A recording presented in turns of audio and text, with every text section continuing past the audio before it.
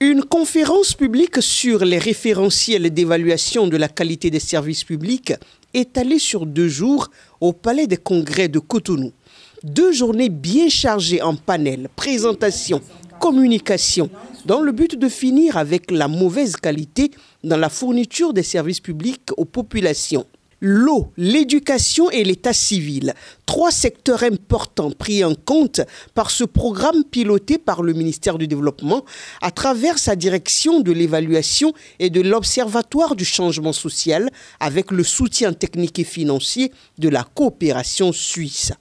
C'est depuis juin 2020 qu'a démarré la phase 2 du programme redevabilité dont l'objectif général est ainsi formulé. Et je cite,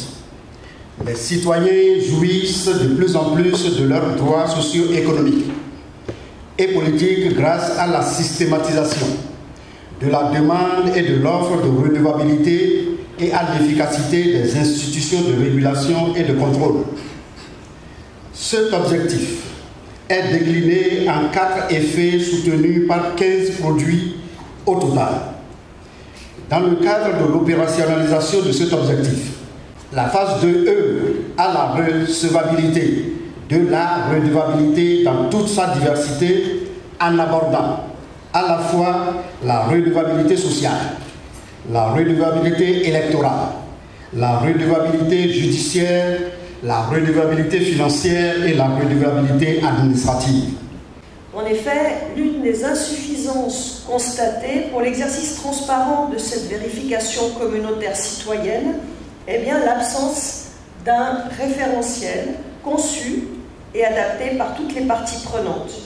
ce qui ne permettait pas de juger à sa juste valeur les efforts faits par les autorités et les manques à combler pour satisfaire les attentes des usagers. Ainsi, pour suppléer à cette lacune et contribuer à relever le défi de la systématisation du dialogue autour de la qualité des services offerts sur la base de critères tels que la disponibilité, l'accessibilité, la transparence, la neutralité, 5 groupes techniques de travail ont été constitués et les ministères pilotes retenus pour ces exercices ont été les 3 ministères en charge de l'éducation, celui en charge de l'eau et le ministère en charge de l'état civil. Nous saluons la coordination de ce travail par le ministère en charge du développement et nous nous réjouissons de prendre part à cette conférence finale. Notre souhait est bien sûr de voir par la suite ces référentiels diffusés et appropriés par l'ensemble des acteurs. Grâce à ce programme redevabilité, les citoyens, la société civile, les médias peuvent aisément interagir avec les pouvoirs publics pour offrir de meilleurs services de base à la population. Le gouvernement du Bénin nourrit d'ailleurs cette ambition qui est de doter le pays d'une administration moderne, performante et efficace. Le ministre d'État l'a clairement rappelé dans son discours d'ouverture. L'événement de ce jour, jeudi 18 avril 2024, vient à juste titre et participe du fait de ses objectifs à la réalisation de la mission du gouvernement de doter notre pays d'une administration moderne et efficace. Vous comprenez donc l'intérêt que porte le gouvernement pour le programme de redevabilité qui promeut la bonne gouvernance en droite ligne avec le second axe opérationnel du programme national du gouvernement 2026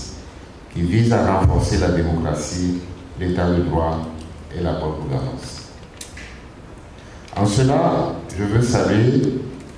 Madame, et féliciter la coopération suisse qui a su orienter l'une de ses actions au Bénin vers une thématique de grand intérêt pour le gouvernement. Celle-ci participe à l'ambition affichée et assumée du gouvernement de construire une nation moderne dans laquelle les organisations de la société civile, les citoyens et les médias réagissent avec les pouvoirs publics pour offrir de meilleures prestations, de meilleurs services à nos concitoyens.